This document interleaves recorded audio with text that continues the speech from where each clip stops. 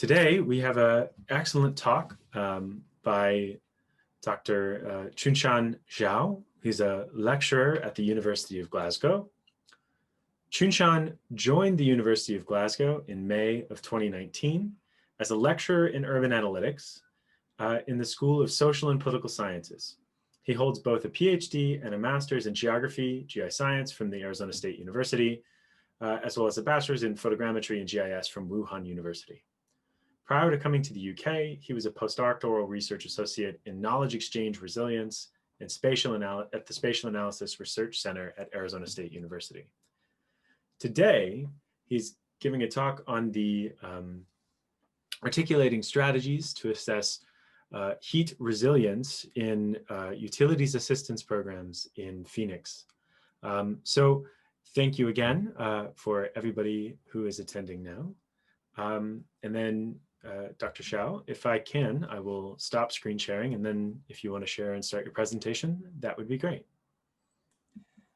Sure, I will show my screen right now. So can you see it now? Yes, I can.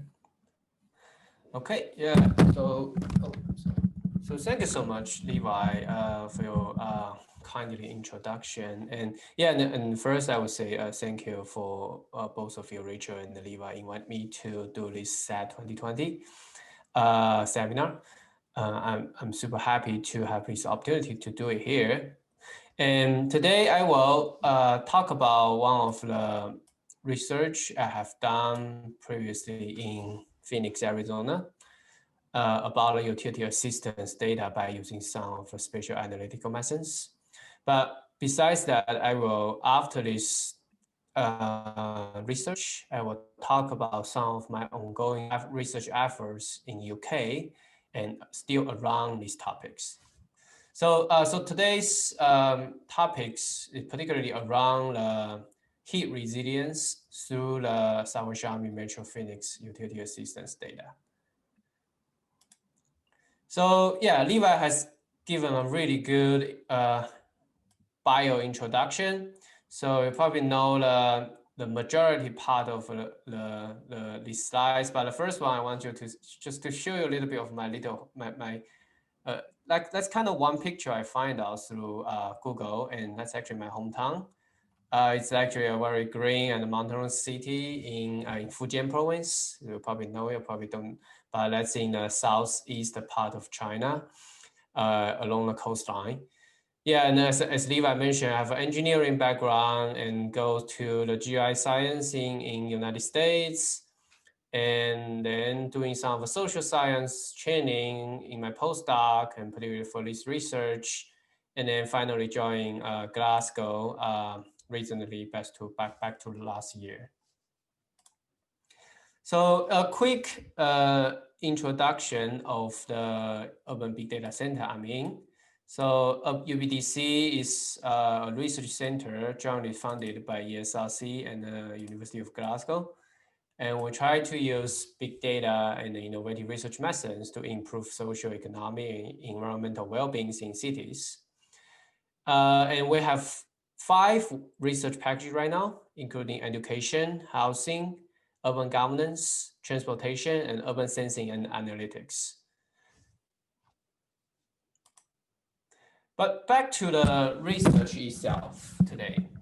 So I don't know how many of you visit Phoenix before, but I'm sure Levi was from there, was from Arizona. So, but generally speaking, Phoenix is a desert city. You can see from this this picture, and it's a huge metropolitan. It has a huge metropolitan area, but actually located in a really hot and dry climate in a desert environment. So you will also probably hear about urban heat island.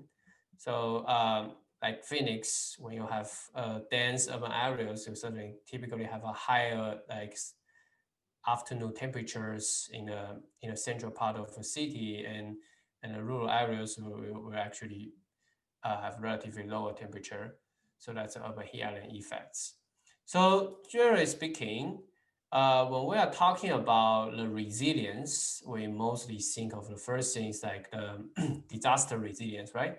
So when you talk about disaster resilience, like hurricanes, earthquake, it's all like a short-term resilience after like the flooding and how the community recover after the disaster.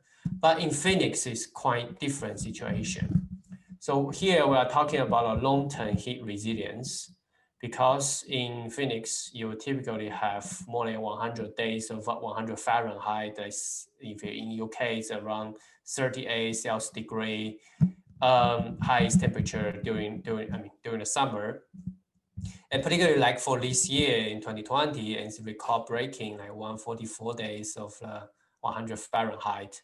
And 50 days of 110 Fahrenheit, around like 43 Celsius degree. So during the summer, residents in Phoenix, they need to find a way to survive. So it's always very important for the entire community to understand how to maintain a long-term heat resilience. So one of the direct problem from the extreme heat is that it will cause heat-related morbidity and mortality. And one of the examples back to year of 2018, which was the year I have done my research. So it has record-breaking 182 heat-associated deaths in Phoenix. And for sure, it includes the outdoor workers, homelessness. They have to kind of interact with the atmosphere outdoor, but also for someone like a homebound seniors, they don't have good AC running in their house, or they cannot pay the AC, and that cause the serious health problems to them and cause the morbidity and mortality. So in Phoenix, AC is kind of the requirement for area of the house, because that's the only way to help residents get through the extreme heat during the summer. So in terms of the research topic today, so I'll first talk about the utility assistance network. So generally speaking, when I joined the research project, it's talking about community resilience in Maricopa County, which is where Phoenix it is. And they really focusing on this kind of utility assistance problem.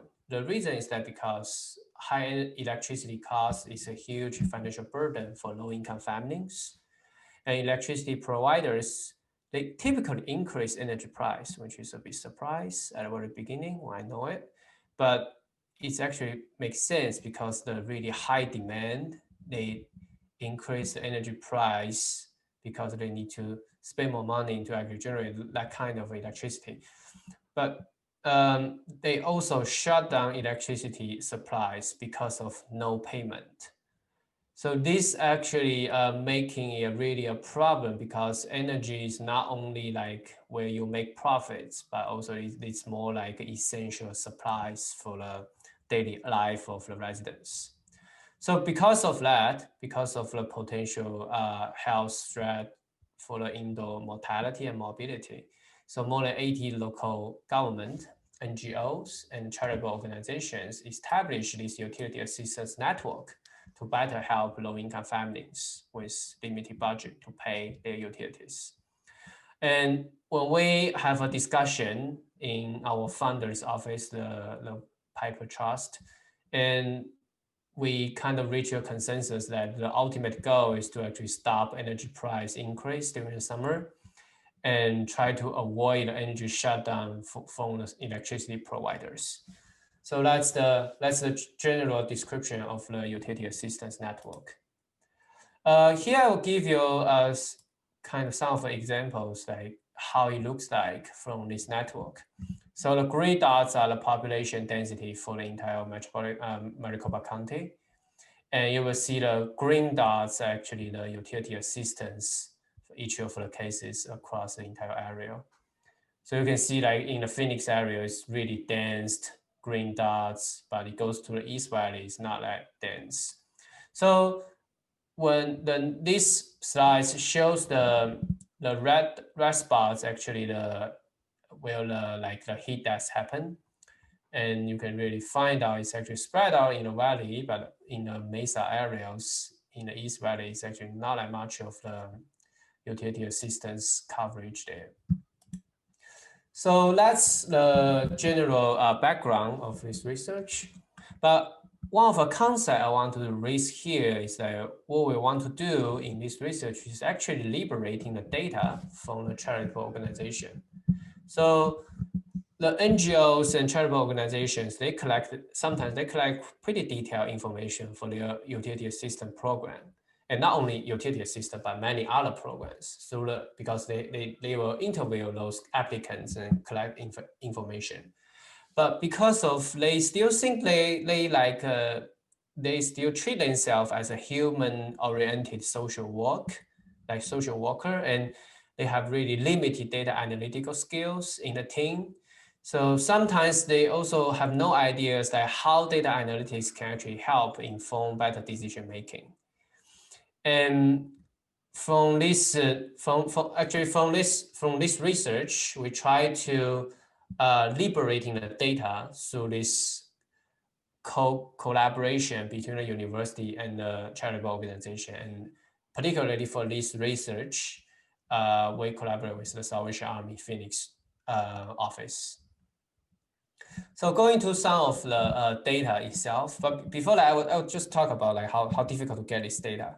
So I believe I started a conversation with them back to end of 2017.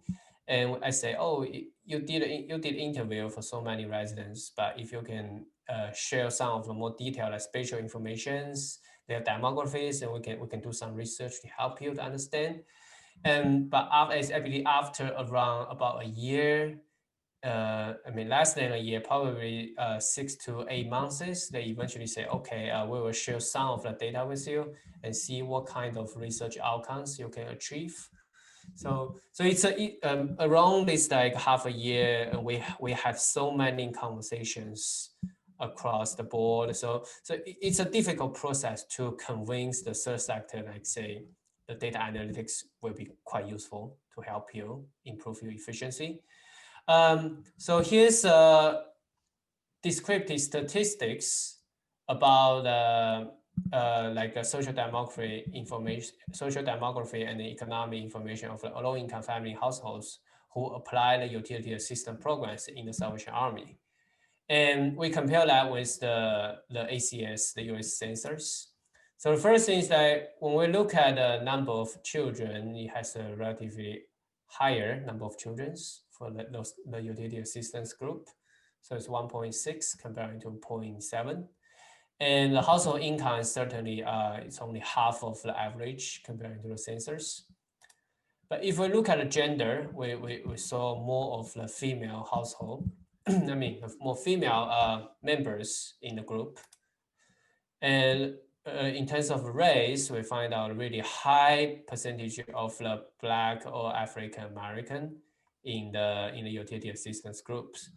And also we see a kind of the American Indian, Alaska Native is relatively higher. But looking at the household type, you'll find out like 41% of they are actually families with a single female head of household. And that's like only 15% in the ACS general census. So we can find out this group is a very special group and it's different from what we actually think of like people living in Phoenix. But goes to the next ones about spatial optimization. And we try to understand, just give you a bit of the background. So we try to understand, I say, when they every time, because they require the applicants go to the office, go to the Salvation Army office to do the interview. And we ask like how you assign different clients to different offices. And they say, oh, we just use the postcode. And we just say, oh, using postcode is probably not that accurate. So why not use address? And this is actually the start of this research. So we are thinking of, yeah, if we can get the address data, we can probably help the Salvation Army to improve their assignments, like the client allocations for interview. And this will actually save some of the time and the money for those clients because they already low-income families. They really struggle during the summer and how to actually further help them. So that's something we think of and something we want to help. So, but from academic perspective, this p-median problem is very traditional methods. It's not something like new methodologies. In this one, this methods proposed like 1970s or 1980s. So it's not something really new, but it will be very helpful for them. So I just briefly explain the methods. So we try to minimize the overall travel distance for every client to the Sawashami Center. And we have 3 constraints. The first one is that every client can only be assigned to one of the office. The second one is that if the office, so YJ is if the facility is actually office is open. So if the office is not open, so the clients will not be able to assign to it. If the office is open and the clients can be assigned to it or can just assign to another office. So it give you some of a flexibility here. So third constraint is basically saying we have how many office we have here. So here's a postcode versus address back to 2016 to 17, and this is a video, so we can look at it.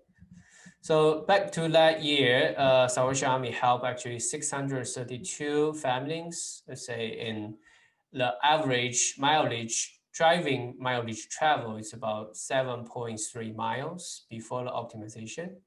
And you can see through the map, like say the big circle is actually the Sawashami centers, and the small dots are the client's home address. So basically, you can see the dots actually across different locations. It's not like say you assign the clients to the nearest centers. And after we do the optimizations, yeah, so when you see the video, you can find out like it's actually randomly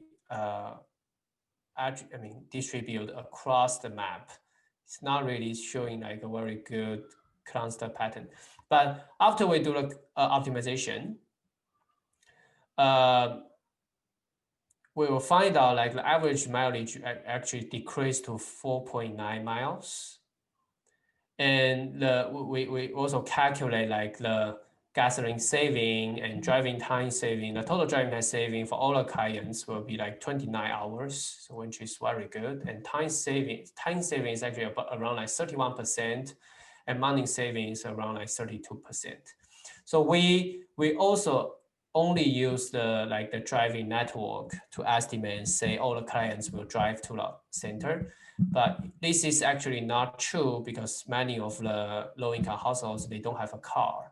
So this is actually underestimate the savings in terms of the time and the money. So let's go to the next one.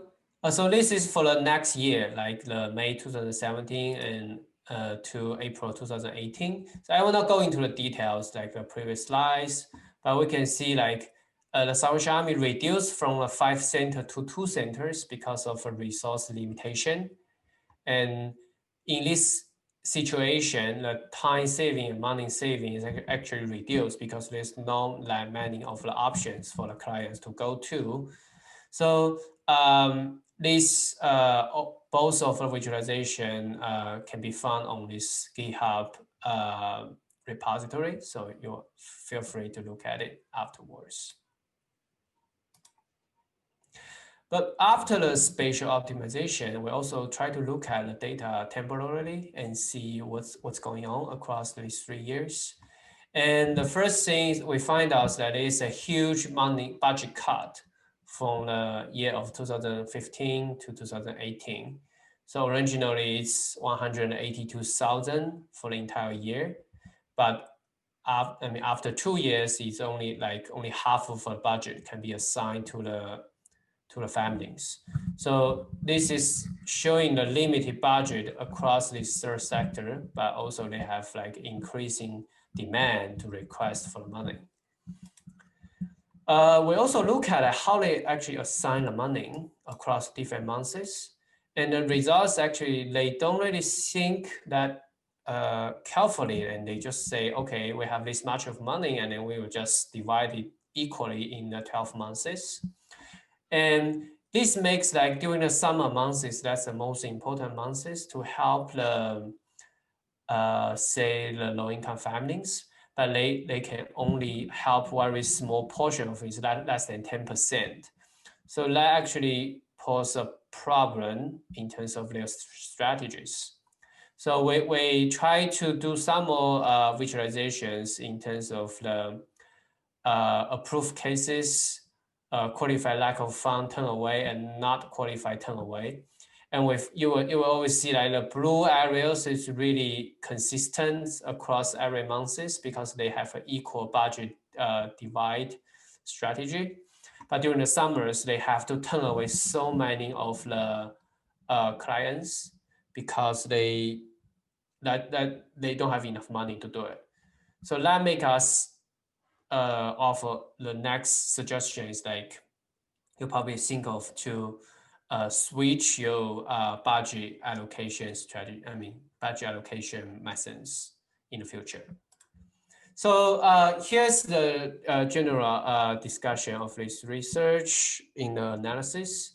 But in terms of discussion and conclusions, I think the first thing is that the long-term heat stress represents one very important issues for community resilience, particularly in Phoenix. It needs the further investigation, needs a lot of attentions.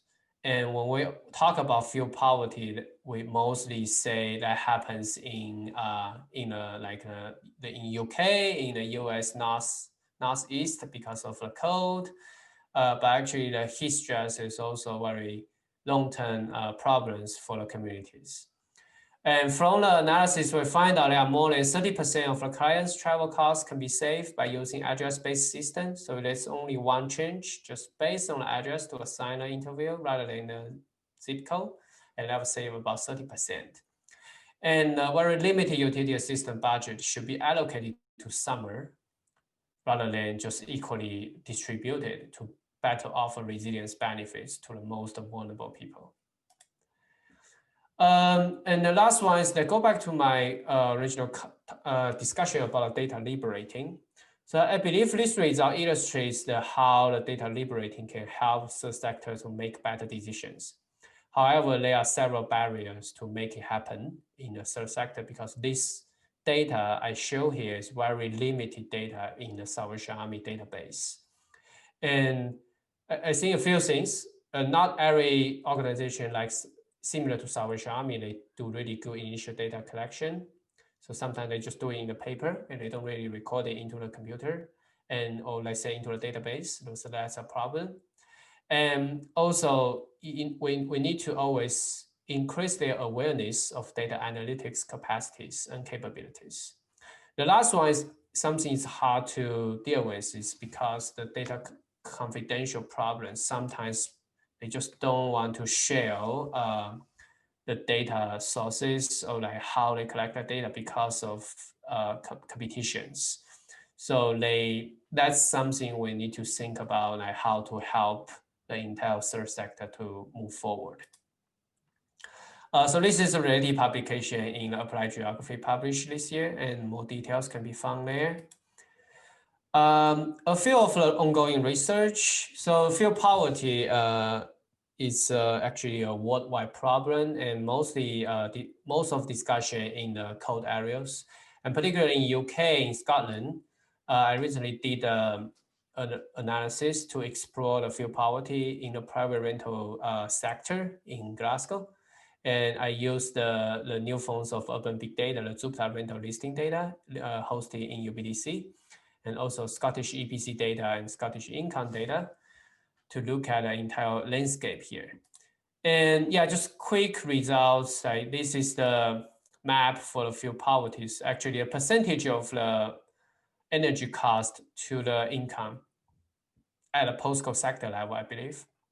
And you will find out like the east end of Glasgow, they really spend like a good portion of money to the energy, but this also relates to the income, right? So it's actually the fuel poverty area is in the east end, and this is the northwest and also the north-south areas.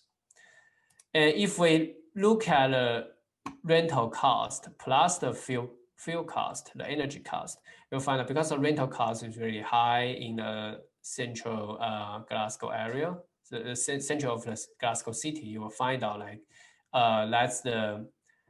that's like you spend the most of the money. So the highest goes to 50% of your money only devotes to the energy and the rental cost in the city center. And that's something can be further investigation, because this is only look at the private rental market, and we can also look at the homeowners. So this is ongoing efforts. And I have, so there's I think there's a GitHub link in the previous slides, and you can go to and see my analysis there. And the last one is about a few of my ongoing research with the third sector in UK. So I just carry over some of the heat resilience work here, but generally speaking, still working with the third sector is my interest. And one of the research is with one of my master students in urban analytics, and we did a collaborative dissertation with the British Red Cross, and we try to look at using data analysis and visualization to look at philanthropy activities for small foundations and donors. So they want to understand like how different donors, like say how they give money to different topics across different years. So that's quite an interesting piece of work. And the last one I want to mention is that I also collaborate with the Salvation Army here in UK recently with their Employment Plus scheme to look at how to improve their employability service during the COVID-19 crisis. So this is put together, we put together like a collaborative PhD proposal and see if we can further pursue this topic. So thank you so much for your listening. And here's my contact information. And if you are interested in any of my research or want to have any of the collaborations, then just email me and let me know. And you can find more of my information through my staff website and personal website. All right, thank you. Wonderful. Any questions? Yeah. Thanks, Qunshan. So to anybody in the audience that might have a question for Qunshan, we encourage you to submit them using the question and answer functionality at the bottom of the Zoom call. I had a question for you, Qunshan. So in the Phoenix example, you're sort of focusing on reshuffling the locations of these assignments to improve equity and as well as efficiency of the system. But you also have this really good time series of the information.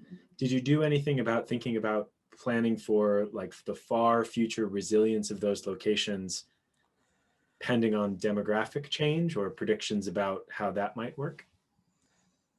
Yeah, so yeah, that's a really good question. So one thing I want to say here is that the data is certainly not as fruitful as you think, right? So we got 3 years of data, and they told me that's the only data you can do the analysis, you can publish, and there's also like a quick leadership change after this collaboration, and the new leaders, they really so it's conservative comparing to the previous leaders. So it's actually really hard to I mean, we have 3 years of data, but if we want to continue to do it, we need to get more years of data. And when you say that demography change, that's probably more than 3 years to happen. Just maybe. And yeah, so that's a case. But another thing is like, so for these 5 locations to 2 locations because of budget cut, we also say if we know each other before, we can help you to make a better decision. Like we know where your clients are, and then we can actually help you to say which location which office you should maintain and which office you should close. But they basically say, oh, that's not possible because we already sold those sites, something like that. And that's how it looks like. For third sectors, it's not very consistent, and because of leadership change, and also this part is only Phoenix Salvation Army.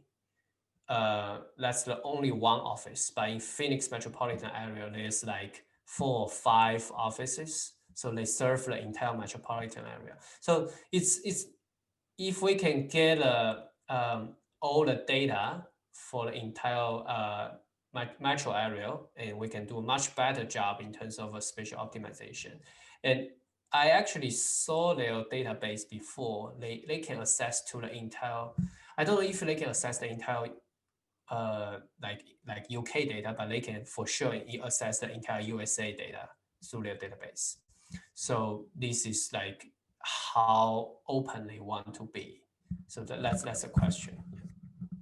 Cool. Hope I answer your question. Yeah. It does indeed. Yeah. And I did have one more. So when you did this project in Phoenix and you came over to work at the Urban Big Data Center in 2019, how did you find the experience of working with the same third sector organizations? How did you kind of find that whole process of taking that project and then kind of transferring it or learning about that kind of thing in a new area, especially in a new country and a completely different fuel and climate environment? Yeah, so yeah, that's really to the point. And so this is, I mean, I think when you move to a new country, it's certainly a new world, and you need to build out all of your new connections. But for this third sector work, collaborations, yeah, so it's not easy for sure. So back to Phoenix, it's because ASU received that money from the Piper Trust, and then they convene this kind of utility assistant network. And we know the Sawashami leadership from the meetings. And we kept the conversation and try to make sure, we can collaborate, we try to persuade them. Here's the thing. So when I joined here in Glasgow, and I think, okay, so I will probably still pursue a little bit in terms of these topics, fuel poverty, I mean, with the third sector. And I emailed the Sawashami UK research unit here. And they have interesting structure. So they have an academic person to serve as like a research professor within the Salvation Army. And the professor also based in Stirling, I believe, University of Stirling. And he's actually keep contact with me. He's kind of like a bridge between myself and the Salvation Army. And we had a conversation, and then he would talk with the Salvation Army research unit and to persuade them and say, that's useful thing and you should pursue. But it take a long time, and I would say it take a long time. And I think I started a conversation about 1 year ago when I joined here, and we put together a proposal like say just the end of October. So it take about 1 year, and in UK they certainly have a different angle and research interest. So I mean, I spent a lot of time to actually talk with the person. He visited my office, we talk in person. So that's not easy, but I mean, the previous research certainly helpful. I can send this paper to them and say, look at it, and this is how it works. And this actually generate impacts, because the Phoenix office, they actually changed their strategy they changed from the postcode to address-based. When they do the assignments, they change the budget allocation. So that's what happens. That's really generating the impacts to them. So I try to persuade the person, and eventually come up with like the employment plus data, and we collaborate on this proposal. So I mean, I'm happy for it. But I would say it's certainly not easy. For the other one, the British Red Cross, it's more like a university levels, because they reach out to universities. So that's much easier. So they reach out to our college, and then we say, okay, we can help the student interest. Then we go ahead. Yeah. Nice. Okay. Thanks. Does anybody else in the audience? Oh, Rachel, go ahead. I had a question. Mine is maybe a little bit more open-ended, because I'm not an expert in this field, but I was just thinking about, especially in the context of Arizona and Phoenix, where we know that climate change will only worsen. And we also know that we have these sort of energy transitions that need to be on the horizon. What role you see for sort of third sector parties and the government and researchers, and sort of where do we provide the strategic nudges that are necessary to make sure that, for example, housing units are built in a way that is more sort of resilient and energy efficient. These are changes that have to happen. And I imagine that there is there's a sort of a depressing unintended consequence of some policies where when we provide assistance, we basically allow the owners and the residents to sort of maintain current energy consumption practices, when what we really need to be doing are sort of developing policies that sort of nudge sort of everyone towards making these the big structural changes that have to happen. And of course, this will happen everywhere, right, in terms of sort of where our energy is coming from, but needs to change in sort of the Phoenix context in terms of how we build houses and how we cool them, and maybe even what our expectations are around comfortable cooling, how we structure our work days. And that at the moment, what we seem to want is both policies and charities to sort of enable everyone to maintain the status quo. But again, I know I'm not enough of an expert in this to know if that's actually the case. So this is sort of my outsider view. So I wonder where you see your research and your findings, but also future research, and sort of making sure that we position ourselves to help make sure that the change occurs that needs to occur. Yeah, thanks, Rachel. So that's that's certainly a very open-ended question, and yeah, but generally speaking, I can give you a UK example first, and then see if that can feed back to the Phoenix situation. So for UK, like say in both England and Scotland, we're talking about increase the energy, the EPC, right? EPC ban to a certain level, like say I think in 2020, they want everything needs to be higher than D or E something. And then by 2035, it needs to be higher than like D or C or D. So they have different standards. So that's more like a government setting up the criteria. And after the government setting it up, and the housing associations, the third sector, and government provide like the improvement package like during this kind of COVID-19 period of time. And the housing associations, some of the third sectors, they also provide this kind of like one home credit. So you can actually use that money to improve your house. But one thing, as you mentioned, if you are a tenant, so you're typically not allowed to do it. And it's more like for homeowners, yeah, so you can do it for sure. But for tenants, you will not be able to do it. And how to actually improve it. So they have a requirement say every time when you rent out your property, you need to do a new EPC, and then you make sure it needs to be higher than a certain level. So I would say this will be a collective efforts among the government setting up. I mean, the researchers, we can provide a lot of this kind of data analytics. So we use the new forms of data, big data, to really tell the government, say, look at it, and Glasgow is really bad right now, and you need to improve the efficiency, and particularly for those kind of, I mean, just mostly in a private rental market, and house owners, they only care about the money, so they only care about the rent, right? So they probably not quite care about like how to make it more energy efficiency. So these kind of things that our researchers can do to actually feed back to the government to say how to actually have a better regulation. But for those kind of third sectors, they still human-oriented social worker, as I said. So they can actually deal with a lot of these kind of community problems. Like in certain communities, they don't have the capacity, like say they are tenants, but they can provide some kind of like money or credits to assist the land to actually change, I mean, in terms of fuel poverty, like how to actually improve the efficiency. So it'll be pretty difficult if they are tenants. But for those kind of deprived area homeowners, I would say that's certainly a route.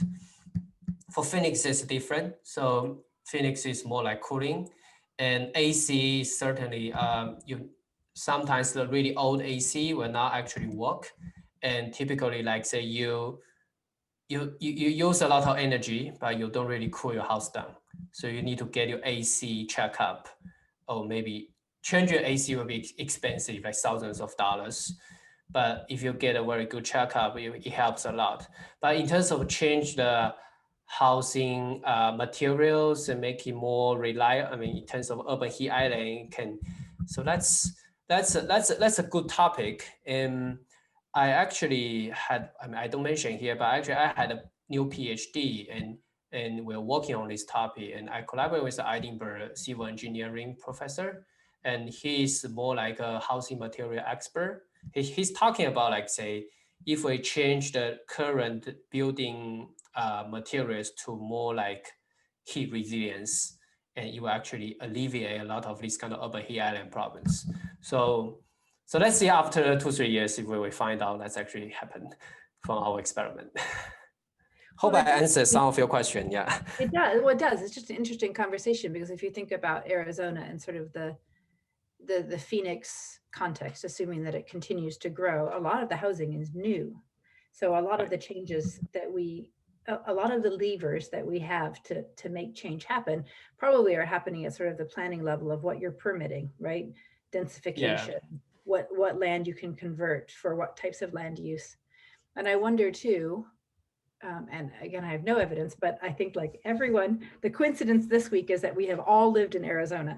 That I imagine there was a time where people were more tolerant of cooling their houses in the summer with evaporative coolers. And I don't have a sense of where the climate change, so where the days got hotter and we had more hot days. I don't have a sense of whether swamp coolers or evaporative coolers really stopped being effective in that context, or whether because of the in-migration that we had from other parts of the country, we had increasing intolerance of discomfort and a preference for lower cooling temperatures.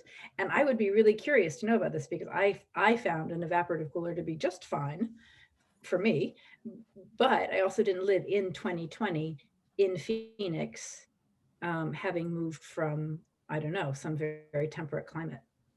So I'm sort of interested in sort of the demographic components to this and the planning components.